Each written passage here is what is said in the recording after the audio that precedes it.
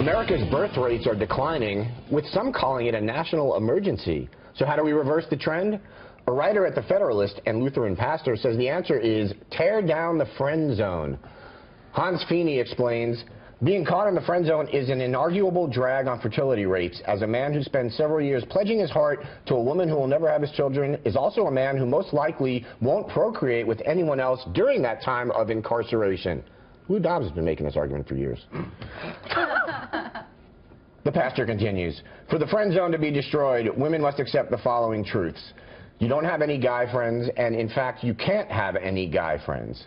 That's right, he argues there's no such thing as a non-sexual friendship between a man and a woman.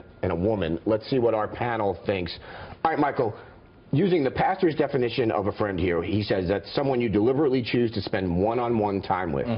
Do you think he's right that men never want just friendship with women? No, I don't think that's correct at all. I think the option there is probably in the back of their head, but I don't think that their sole focus is to bed every woman. But this guy's a pastor, and he's spreading this much love. Yes, exactly. Intergender. That's lovely of him. I don't think that the rates are plummeting. I think the wrong people are procreating. I think people that are unfortunately don't have the money because it's free fun. Sex is free fun.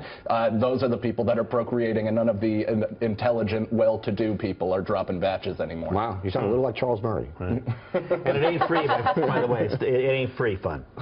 It may not have an actual dollar amount, but it ain't free. Right.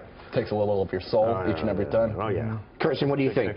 No, I tend to agree. You agree with the pastor? I've kept some guys in the friend zone before, and it wasn't right. You have? Yeah, and so I feel bad now. Yeah. That seems so off-brand so for you. But see, I wasn't doing it consciously because I thought, oh, I can just have guy friends. But then I found out years later that for them that wasn't the case, and then I felt bad. Right. She can't have guy friends. Well, so now, in retrospect, I agree, and let those men flutter off and find their life mates. Well, okay, Rob, that gets to my next question. Is this dependent on, and let's just be shallow about this, is this dependent on the hotness of the woman? Yeah, but I think it also depends on this guy. Like, I suspect that at the end of this guy's harangue, can't have, men and women can't be friends, he added, do you hear me, Carol? Yeah. Like, there is a person who's talking, and one knows what her name is. Right. This is all directed at one woman who was like, I just like you as friends. Right. But no, I'm sure there's that person. It's all very specific, right? Yeah. I agree. This was written from the friend zone. Yeah, exactly right. To the world from the friend zone. I don't get it. I'm a man of God. I have good morals and values. All right, Michelle? Did you read my piece, Michelle? Yeah. I thought it was Carol. Carol. Well, he's like, he plays around. Wow. All right. She's definitely white. Yes, and. Like, we're not here. You can't. Paul, what do you think? Is it possible to, he's basically saying it's almost impossible to transition from the friend zone to the end zone or relationship zone. Oh. Yeah, well, I've always, first of all, I read this whole article thinking it was written as like a sort of a facetious thing. I thought that this was like sort of a modest proposal, Jonathan Swift. Right. But this guy really means this, and that's tragic. But yeah, you can't, well, I personally don't believe that there is such a thing as a friend zone when you really get down to it, because that's not your friend. If that's just somebody that's lurking around trying to wait for you to drop your guards so that he can have sex with you, that's not your friend. Well, that's a good point. That's not what they do. That's a great point. But yeah, so I think you can definitely be friends with a woman. I remember the first time I ever had a girl friend, and it almost freaked me out. Because I was like, wait a minute, this is a girl that I like, I don't want to have sex with. Is something wrong with me? Am I losing my edge? But it's just, sometimes it's just the way it is, you know? It's not, I don't have any sisters, so every woman aside from, the ones I've been related to are like, yeah, there they all are. But yeah, it happens.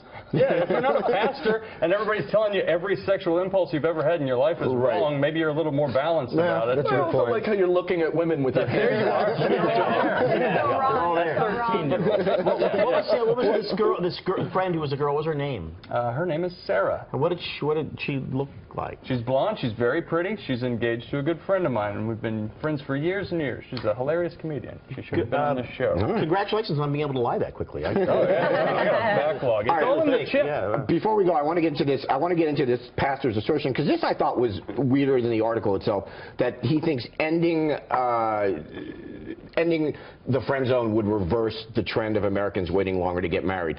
and this is where I started thinking maybe he's sort of known as the snarky pastor. I looked him up. Wow. So I started thinking maybe this is satirical because of all the reasons people aren't getting married young. I don't think the friend zone is anywhere near the top of that list. No, I think if more people are just having sex and procreating, that would eliminate marriage altogether. Why would you ever legally obligate yourself to a person if you could just kind of do your business, handle it, and then make a human? Yeah, and also you're talking about like people are not self-sufficient when they're young anymore because of the economy and whatever other reasons. They're just not getting married right after college or right after high school or whatever. Yeah, it's totally economic reasons, and also a lot of young people, millennials especially, grew up in families where their parents were divorced, and so they saw bad relationships firsthand, and they were like, I don't want to do that. I want to wait till I find the right person.